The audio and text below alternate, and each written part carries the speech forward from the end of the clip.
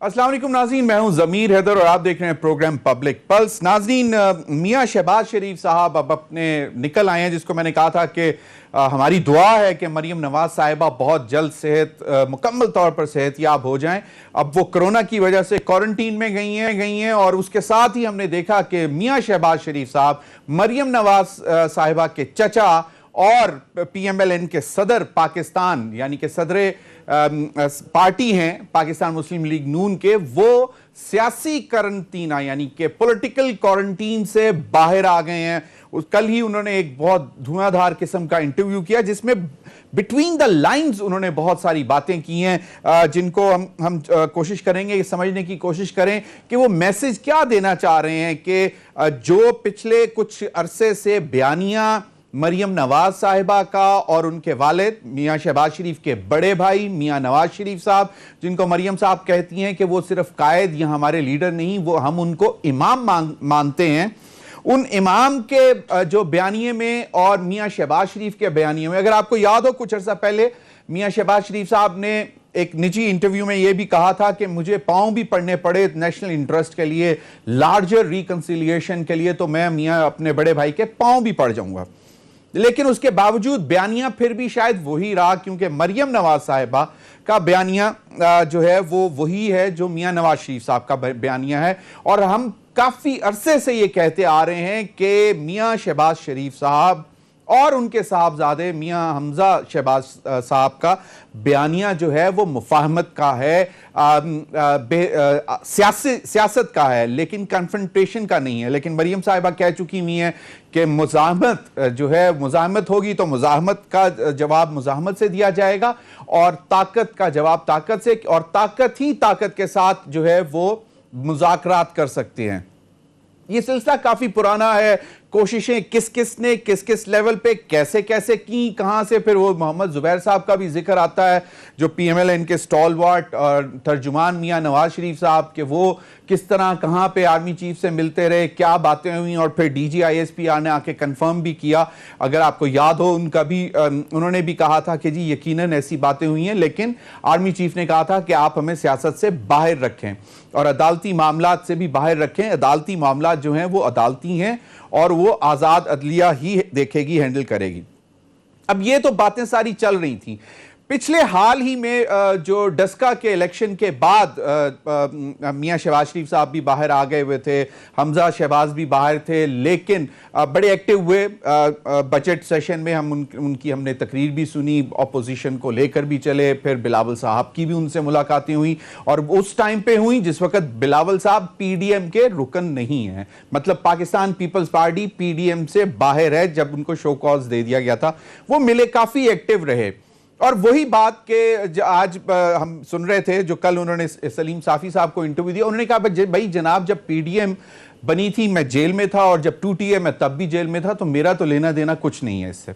उसी वजह से बिलावल भुट्टो साहब का भी एक बयान आया था कि जनाब हम मियां शहबाज शरीफ साहब की जो सोच है उसको मानेंगे, उसके पीछे चलेंगे, और मियां नवाज शरीफ साहब को तो वो कहते हैं कि हमें समझ नहीं आई कि वो कब नजरियाती हो जाते हैं और कब जो है वो सियासी हो जाते हैं, या जो इस किस्म की कोई बात की। अब जो सूरत हाल नाज़रीन बन रही है वो ये है कि मियां शहबाज शरीफ साहब ने बिटवीन द लाइंस बात की। उन्होंने कहा यह मुफाहमत की जो बात सब लोग कर रहे हैं, ये इस पे मेरा जो मुफाहमत की बात करता हूं वो उसको गलत तरीके से समझा जा रहा है। उनका यह कहना है कि मैं नेशनल रिकंसिलिएशन की बात कर रहा हूं for the sake of the country, अवाम के लिए, 22 करोड़ की अवाम के लिए मैं रिकंसिलिएशन की बात कर रहा हूं कि हमारे जो भी हमसे गलतियां हुई वो पीछे उनको दोहराएं नहीं। हमने भी इदारों के साथ मिलकर बहुत सारे काम गलत किए और अब हम इस हमाम में सारे नंगे हैं, लेकिन कोशिश ये करनी चाहिए कि हम इन तमाम चीज़ों से अब निकल आएं। ये एक बड़ी दिलचस्प सूरत हाल है, क्योंकि 2018 के इंतखाबात से पहले 13 जुलाई को जब मरियम नवाज साहिबा और मियां नवाज शरीफ साहब लाहौर पहुंचे थे, जब वो लैंड कर गए थे, जहाज से नहीं निकल रहे थे, और वो तवक्को ये कर रहे थे कि उनके भाई साहब और उनके बेटे और बाकी कारकुनान जो हैं वो एयरपोर्ट पर पहुंचेंगे। और हमने उस वक्त भी ये रिपोर्ट किया था कि 12 मरतबा मियां शहबाज शरीफ साहब की गाड़ी को रास्ता मिला, दिया गया, लोगों को हटाया गया, लेकिन मियां शहबाज शरीफ साहब ने कहा नहीं अभी नहीं, और हमजा शहबाज साहब उस वक़्त वो गाड़ी चला रहे थे, एयरपोर्ट पर नहीं पहुंचे, जिस पर मियां नवाज शरीफ साहब ने काफ़ी बरहमी का इजहार भी किया था अपनी वालदा से, मरहूमा वालदा से।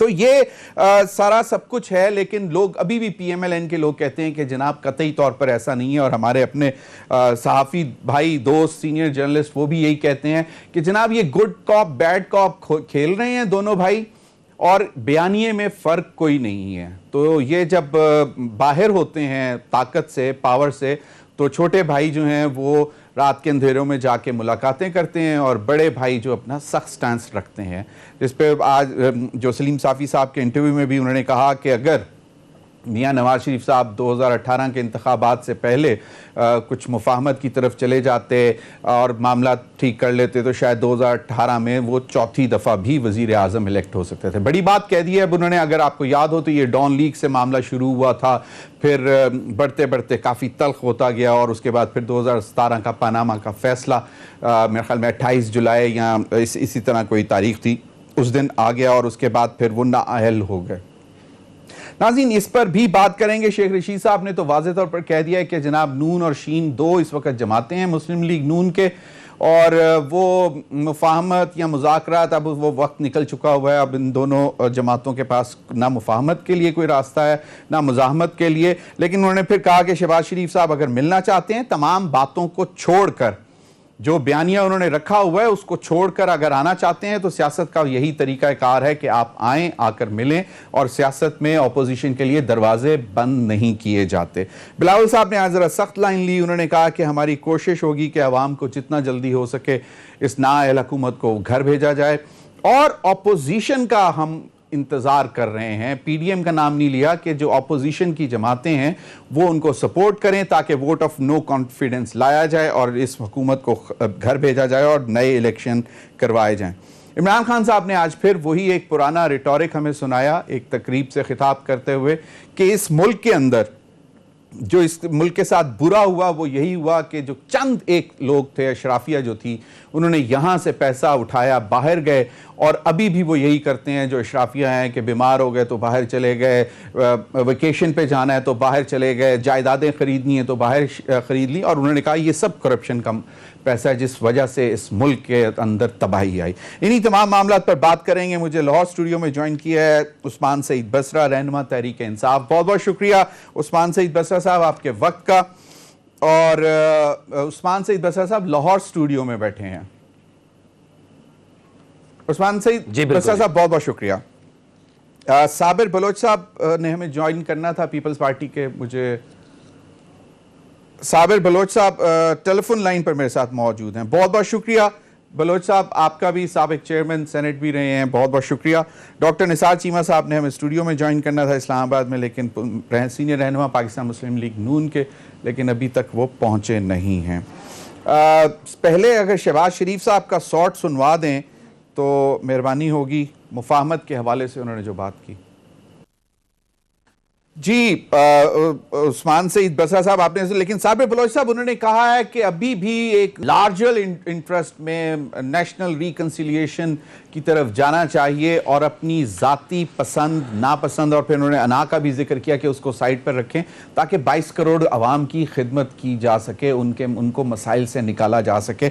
और यही सिर्फ मसाइल नहीं है, मतलब आपके इंटरनेशनली भी बहुत सारे मसाइल हैं इस वक्त, ख़ासतौर पर हमारे हमसाया मुल्क अफगानिस्तान में जो इस वक्त तब्दीली आ रही है उसके असरात भी नुमाया हो रहे हैं। तो साबिर बलोच साहब, आपको क्या लगता है कि ये शहबाज शरीफ साहब की जो ये जिसको उन्होंने कहा कि ये मुफाहमत वो वाली मुफाहमत नहीं है जो आप लोग समझ रहे हैं कि जी हम जाके अभी भी कि रात के अंधेरों में किसी को मिल रहे हैं और माफ़ी तलाफ़ी की बात कर रहे हैं, ये मुफाहमत वो है कि नेशनल रिकन्सिलिएशन हो ताकि इस मुल्क की आवाम की खिदमत की जा सके।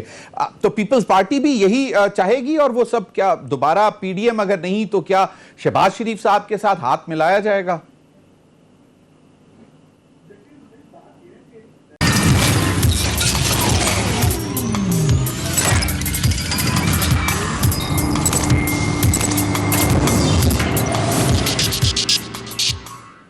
वेलकम बैक नाज़रीन। कुछ टेक्निकल प्रॉब्लम आ गई थी जिस वजह से हम बाकायदा तौर पर ब्रेक की तरफ नहीं जा सके। साबिर बलोच साहब, आप अपनी बात मुकम्मल कीजिएगा। मैं सिर्फ इतना जानना चाह रहा हूं, आपने सुनाया वाकया कि 2008 के बाद जब हुकूमत में आए तो किस तरह PMLN को भी आप साथ लेकर चलना चाहते थे, लेकिन अब जो इनका बयानिया है, क्योंकि कहा यह जा रहा है कि ये बेसिकली है वही मुफाहमत, ये मियां शहबाज शरीफ साहब के अल्फाज और बॉडी लैंग्वेज एक दूसरे का साथ नहीं दे रहे।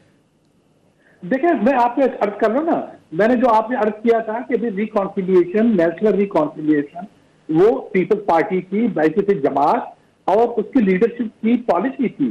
इवन बीबी साहबा के जमाने में भी वो पॉलिसी थी कि भी नेशनल रिकॉन्सिलिएशन होनी चाहिए और उसका सबूत भी पीपल्स पार्टी और बिल्कुल, वो तो 2007 में एनआरओ हुआ था ना। ये पॉलिसीज जो है ना, ये पॉलिसीज जो शहबाज शरीफ ने जो फरमाया है वो किसी इंडिविजुअल की बात नहीं है, ये पार्टी पॉलिटिक्स होती है, ये उस जमात की पॉलिसी होती है।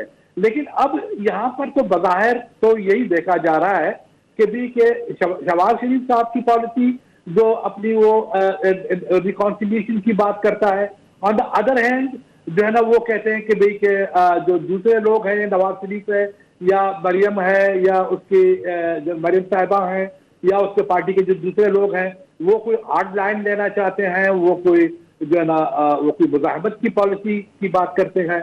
तो अब मैं हैरान हूं कि किसको सुने, इसको सुने या उसको सुने। मेरे ख्याल में ये अपनी बात कर रहे हैं, वो अपनी बात कर रहा है। ये समझते हैं कि भाई के अगर ये चल गया तो ये चल गया और वो चल गया तो वो चल गया। दे शुड कम, अगर कोई सियासत करनी है तो वो जिस तरह पीपल्स पार्टी वाले कर रहे हैं, जिस तरह पीपल्स पार्टी की लीडरशिप की पॉलिसी है, दे शुड कम अप। सही। साबिर साहब, एक छोटी सी बात और मैं आपसे करूंगा। मियां नवाज शरीफ साहब ने आज ट्वीट किया, बड़े अरसे बाद इनका भी कोई ट्वीट सामने आया, और उन्होंने कहा कि ये जद्दोजहद महज चंद सीटों की हार जीत के लिए नहीं बल्कि आइन शिकनों की गुलामी से निजात के लिए है और अपनी इज्जत नफ्स पर समझौता किए बगैर तारीख की दुरुस्त सिमत में खड़े नजर आने के लिए है। मुस्लिम लीग नून और अवाम के दरमियान खलीज डालने की कोई कोशिश कामयाब नहीं होगी इंशाअल्लाह। ये मियां नवाज शरीफ साहब ने बात की। तो वही तो मैं भी आपसे अर्ज कर रहा हूं ना, क्या आप एक तरफ मियां नवाज शरीफ की बात देख लें जो मुजाहमत की सियासत करता है, और दूसरी तरफ आप इसकी जो है ना मियां शहबाज शरीफ की बात सुन लें कि जो है ना उसको कॉन्ट्रडिक्ट कर रहा है कि ऐसी कोई बात नहीं है और मैं उसको समझाऊंगा, ये करूं। असल में देखो, मैं जो आपको अर्ज कर रहा हूं, बात यह है कि मुजाहमत की सियासत जो है ना उसमें वो इनके बस की बात नहीं है। वो लंदन में बैठा हुआ है, बात कर रहा है, उसकी बेटी जो है ना वो एक खातून है, या बात कर रहा है। लेकिन बात यह कि जो मुजाहमत की सियासत करते हैं तो फिर वो फांसी के फंदे पे भी चल सकते हैं, वो जो है ना वो शहीद भी हो सकते हैं, वो कोड़े भी खा सकते हैं, वो जो है ना वो एलिमिनेट भी दुनिया से हो सकते हैं, वो 12-12 साल सजा भी काट सकते हैं। देखो ना, बिल्कुल आपका पॉइंट आ गया। मैं जरा उस्मान सईद बसरा साहब, नहीं है ना, बिल्कुल सही, मैं उस्मान सईद बसरा साहब की तरफ जाना चाहूंगा। हम कहते हैं कि रिकॉन्सिलिएशन पे हम जाएंगे।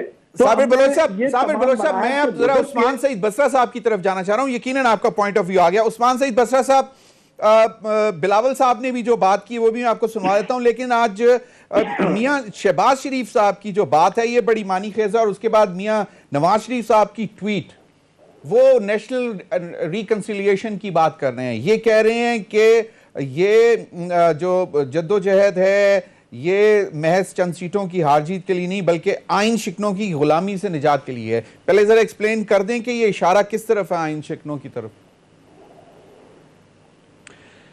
बिस्मिल्लाहिर्रहमानिर्रहीम। एक तो ज़मीर भाई आपका बहुत शुक्रिया। मेरे ख्याल में हम इस एक डिबेट को ज़रा थोड़ा सा लॉजिकली अंडरस्टैंड करने की कोशिश करते हैं कि ये असल में बात है क्या। देखिए, सबसे पहले हमें ये अंडरस्टैंड करना चाहिए कि मुस्लिम लीग नून यानी कि शरीफ फैमिली की जो पॉलिटिक्स है, इसका खमीर क्या है। अगर तो इसका खमीर है मुज़ाहमत, अगर तो इसका खमीर है जिद्दोजहद, अगर तो ये बने हैं इस स्ट्रगल के प्रोसेस से, तो बिल्कुल भी मुफाहमत भी नहीं करेंगे, जिद्दोजहद भी करनी चाहिए इनको। लेकिन मैं आपको ज़रा याद करवाऊँ कि हम कोई डायमेंशिया के मरीज़ नहीं है। ये कौम जो है, हमें सब मालूम है कि नवाज शरीफ साहब जब गवाल मंडी से कौंसल का इलेक्शन हारे थे, फिर किस तरह से जनरल जिलानी की मेहरबानियों के बाद कौन सी जिद्दोजहद करके ये पॉलिटिक्स के अंदर आए थे, ये हमें सब याद है। और अभी हाल ही के अंदर जिस जिद्दोजहद की तरफ ये इशारा कर रहे हैं, अब उसका वक्त आया था ना करने का। दो वक्त आए हैं मुस्लिम लीग नून इस ग्रुप के ऊपर, इस खानदान के ऊपर कि ये स्ट्रगल करते।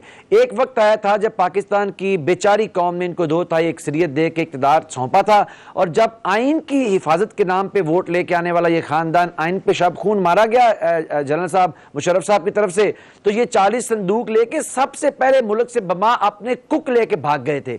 तो स्ट्रगल तो ये कर ही नहीं सकते। अब भी जब ये आए हैं और अपने कामों की वजह से इनको जेल में जाना पड़ा है, तो आपको मालूम है कि हाई कोर्ट के ऑब्जर्वेशन इस्लामाबाद के आपके सामने है कि निजाम को चकमा दे के भाग गए हैं। तो हमें किस जिद्दोजहद की ये बात करते हैं? हमने तो अपनी इस छोटी सी जिंदगी के अंदर जो हमने तो आपने भी एक गुजारी है सहाफत के अंदर में, बताए ना नवाज शरीफ की जिद्दोजहद मां सिवाय जो अभी तक हमें रंग लाई नजर आई है एवनफील्ड के अपार्टमेंट की सूरत में, इस मुल्क से मनी लॉन्ड्रिंग की सूरत में उन्होंने बड़ी स्ट्रगल की है, इसके अलावा तो कोई स्ट्रगल उनकी नहीं है पोलिटिकल। अब मसला ये है कि देखिए अब हो क्या रहा है, मुस्लिम लीग नून जो है उन्होंने स्पिन किया है इस सारी बात को। आज जमीर साहब का भी पूरा शो इसके ऊपर चला गया, पाकिस्तान के सारे टेलीविजन को ऑक्युपाइड किया हुआ है शहबाज शरीफ के इंटरव्यू ने। असल में जो स्पिन किया है इन्होंने, ये जो हारे हैं आजाद कश्मीर के अंदर और इररेलेवेंट हो गए हैं जाके सियालकोट के अंदर, तो पॉलिटिकली कॉर्नर हो गए हैं। इन्होंने स्पिन किया इस बात को कि जी देखे जी मुफाहमत और जिद्दोजहद, और मैं कहता हूं कि मुफाहमत उस्मान आप ही से बात करना चाह रहा था कि मतलब जो अभी सियालकोट के इलेक्शन में हुआ 30 साल बाद ये पीएमएलएन ने वो सीट आ रही है। एक नजरिया ये भी था कि पीएमएलएन ने बहुत ज्यादा पैसा खर्च किया, ये नहीं कि वोट खरीदने के लिए, लेकिन आजाद कश्मीर में बहुत से जो जलसे रखे हुए और उनके अंदर बहुत सारे सेनर एलिमेंट्स का ये ख्याल था कि ये गलत किया है, क्योंकि एक ट्रेडिशनली हमने देखा है कि आजाद कश्मीर में हुकूमत उसी की होती है जिसकी सेंटर में होती है और वो तमाम मामला। तो एक ये भी एलिमेंट था और इस पर भी उन्होंने कहा कि जी इतना अरबों रुपए मतलब करोड़ों रुपए लगा दिए गए, लेकिन नतीजा इनको मालूम भी था, इसके बावजूद ये किया। दूसरा ये कि मियां शहबाज शरीफ साहब कहते हैं कि भी मेरी तो 2-3 दिन के बाद बात होती है बड़े भाई साहब के साथ, तो मरियम तो हर 2 घंटे के बाद बात करती हैं, 3 घंटे के बाद बात करती हैं, तो एक कम्युनिकेशन गैप भी है। तो ये गुड कॉप बैड कॉप है या वाकई अब जिस तरह शेख रशीद साहब कहते हैं कि देयर इज अ मतलब clear division with in the family? अच्छा ज़मीर भाई, अगेन मैं ये कहूँगा कि हम ये तो हम समझते हैं पाकिस्तान तरीके इंसाफ के अंदर हम एक बड़ी मिच्योर किस्म की पॉलिटिक्स के अंदर हैं। प्राइम मिनिस्टर इमरान खान ने इस मुल्क के अंदर सबसे लंबी पॉलिटिकल स्ट्रगल की है और इसका अक्स आपको हम सब में नज़र आएगा जो पाकिस्तान तरीके इंसाफ के साथ जुड़े हुए हैं। देखिए ये सरासर उनके घर का मामला है, क्योंकि पार्टी एक घर की है, पार्टी एक फैमिली की है, ये उनके घर का मामला है। लेकिन मैं तो आप भी और मैं भी और बलोच साहब भी हम बड़े सगीर की तारीख से वाकिफ है ना, हम इसी तारीख को रिफ्लेक्ट कर रहे हैं। यहां पे पावर स्ट्रगल के अंदर बादशाहों ने अपने बच्चों यानी शहजादों को मारा है, शहजादों ने अपने बाप को मारा है, कैद किया है। इस खानदान के अंदर पावर स्ट्रगल है, वो सबको पता है। अब वो किस हद तक है वो तो सामने आ गई कि शहबाज शरीफ साहब तो बिल्कुल इसमें कल कह रहे हैं मैं मुफाहमत करना चाहता हूं, भाई ने आज कॉन्ट्राडिक्ट कर दिया। शहबाज शरीफ ने कहा कि अगर हमारी पॉलिसी मुशावरत की और होती 2018 के अंदर हम यकीनन इलेक्शन जीतते, लेकिन नवाज शरीफ साहब तो तवातर से कह रहे थे कि ये इदारों की इंटरफेरेंस है, अदलिया आजाद नहीं है, कुछ लोगों ने यहाँ पे गड़बड़ की इलेक्शन के अंदर। देखिए एक चीज बड़ी वाजिया है, ये स्ट्रगल ये जो एक इनके अंदर पार्ट आ गया है इस सारी के फैमिली के अंदर, ये पार स्ट्रगल है और इसमें कोई दूसरी राय नहीं है कि बड़े मियां साहब अपनी बेटी को पार देना चाह रहे हैं। शहबाज शरीफ समझते हैं कि सारी पार्टी उनके पास है, उनके पास आनी चाहिए, वो पार्लियामेंट के अंदर मौजूद हैं। मरियम का पार्लियामेंट में कोई वजूद नहीं, लेकिन अगेन क्योंकि घर की पार्टी है, क्योंकि घर का मसला है, हम सबको पता है कि इसमें मसला है, हम उस पर बात नहीं करते। लेकिन ये हम जरूर जानते हैं, आप भी जानते हैं, हम भी जानते हैं कि जैसे बलोच साहब ने कहा गुड कॉप्स बैड कॉप्स, अच्छा आदमी बुरा आदमी, और इसी दौरान अपने आप को स्पिन करके रेलिवेंट कर रहे हैं सियासत के अंदर। हमें सब पता है कि सियासत के अंदर इनके अंदर फैमिली में स्ट्रगल जारी है। सही, दैट्स इट। सही। साबिर बलोच साहब, शेख रशीद साहब कहते हैं, उन्होंने लार्जली तो नून लीग और शीन लीग की बात की है, पीपल्स पार्टी जरा थोड़ा सा आजकल काफी गुड बुक्स में लग रही है, लेकिन नई नई बातें भी सुनने को मिल रही हैं, खासतौर पर जो इस वक्त कोरोना के हवाले से सूरत हाल है, जिस पर मतलब सिंध हुकूमत वफाक पर भी तनकीद कर रही है और वफाक सिंध पर, अल्लाह करे वो भी मामला हल हो जाए क्योंकि सीरियस बात है। शेख रशीद साहब फरमाते हैं कि बेसिकली मतलब पीएमएलएन की लार्जली, लेकिन ऑपोजिशन की सियासत 40 कैमरों के गिर्द घूम रही है। ये जरा सुन लें फिर इस पर कमेंट कर दें प्लीज। जी साबिर बलोच साहब। यार देखो, मैं एक बात बताऊं आपको कि अब शेख रशीद जो है ना, is not a person to be quoted, to be very frank. बात यह है कि देखो, अगर यहाँ पर जो पॉलिटिक्स हो रही है, सियासत हो रही है, तो अवाम की नाम से सियासत हो रही है। पीपल्स पार्टी या दूसरी जमातें जो भी हैं, वो अवाम की, पब्लिक की सियासत करती है, उनकी जो है ना मर्जी और मंशाती सियासत करती है। अब पीपल्स पार्टी को तहरीक इंसाफ नहीं है या नवाज लीग की पार्टी नहीं है कि वो बैठ के अब वो कह रहा है कि जी के ये पार्टी खत्म हो गई, वो पार्टी खत्म हो गई, गुड बुक्स में है, वो बैड बुक्स में है। भाई किसके गुड बुक्स में और किसके बैड बुक्स में? बात यह कि अगर गुड बुक्स में होने चाहिए तो पब्लिक के, आवाम के होने चाहिए। अगर बैड बुक्स में कोई पार्टी अगर होती है तो वो भी आवाम की बैड बुक्स में होती है। अगर उनका इशारा जो वादे है किसी अदारे की तरफ से है, तो वो अदारा उनको वाकई, फिर इसमें नवाज शरीफ से ही कहते हैं कि उनको जो है ना, उनको फिर मदाखलत नहीं करनी चाहिए। उनको बीच में जो है ना, वो पब्लिक और आवाम के और आवाम के नुमाइंदों के बीच में किसी को नहीं आना चाहिए। लेकिन ऑन द अदर एंड जो बात वो कर रहे हैं, मुफाहमत कहें उसको या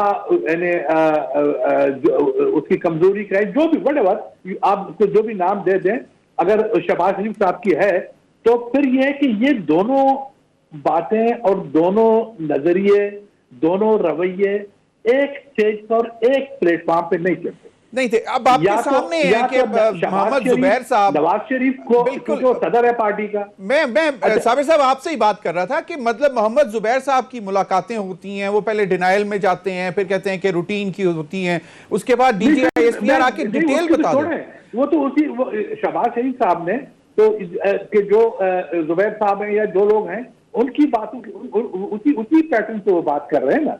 अच्छा, लेकिन अगर या तो यह है कि इनमें से एक को फारिग होना पड़ेगा।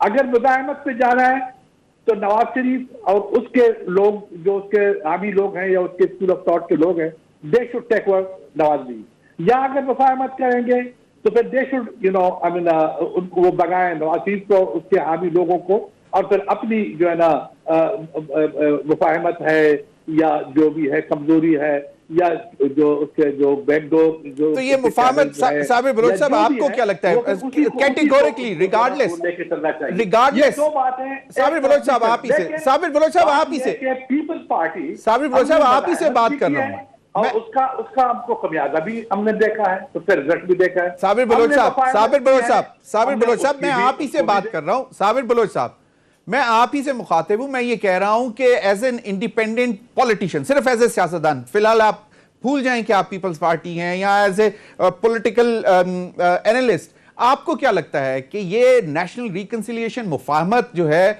ये कौन सी है? ये वो है जो अपने आप को बचाने के लिए है, जिसको आप कहते हैं कि मतलब माफीनामा या मामला बेहतरी की तरफ लेकर जाने के लिए, या दोबारा अपने आप को रेलेवेंट बनाने के लिए बात की जा रही है, या फिर ये वाकई वो जो खुद कह रहे हैं मियां शहबाज शरीफ के जी नेशनल रिकंसिलिएशन आवाम के लिए?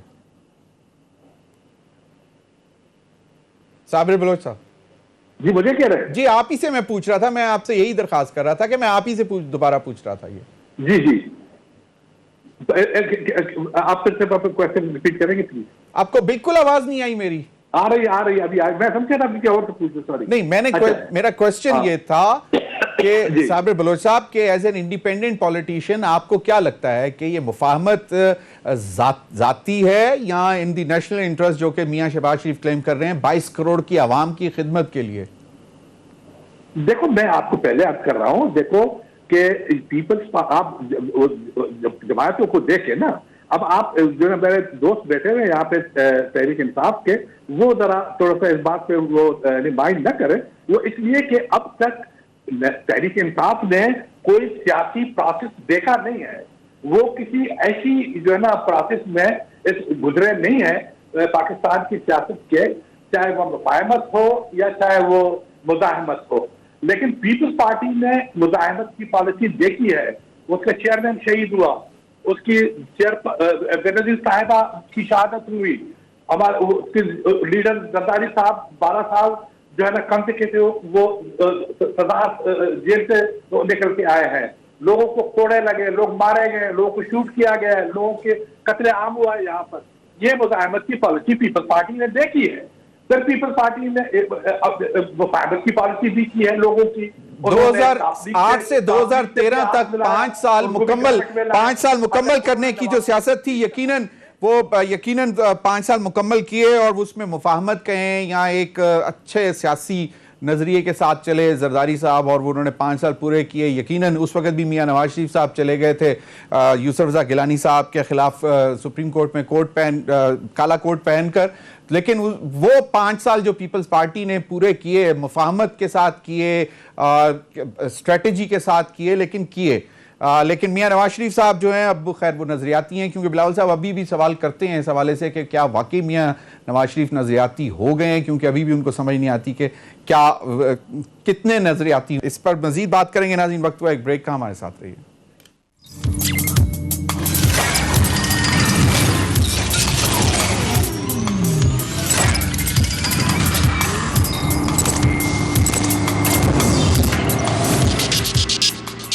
वेलकम बैक नाज़रीन। बिलावल भुट्टो साहब ने जो आज बात की वो भी सुन लें, और उन्होंने अपोजिशन को भी एक दफ़ा फिर कहा है कि वो किस तरह अगर उनका साथ दें तो वोट ऑफ नो कॉन्फिडेंस भी लाया जा सकता है। ये ज़रा सुन लें। जी साबिर बलोच साहब। जी डेफिनेटली देखें ना, बात यह कि जिस तरह मुल्क में जो हालात हैं, मुल्क जिस जगह पे चल रहा है, अच्छा जो लोग संजीदा सियासतदान हैं, जो लोग यानी पॉलिटिशियंस हैं, अच्छा, और जो लोग पढ़े लिखे लोग हैं, बिलावल साहब, चेयरमैन बिलावल साहब की तरह, वो देख रहे हैं, वो आने वाले वक्त को देख रहे हैं, वो आने वाले जो है ना मसाइल को देख रहे हैं, और वो वार्न कर रहे हैं लोगों को, अपोजिशन को भी वार्न कर रहे हैं, अपने लोग अवाम को भी वार्न कर रहे हैं।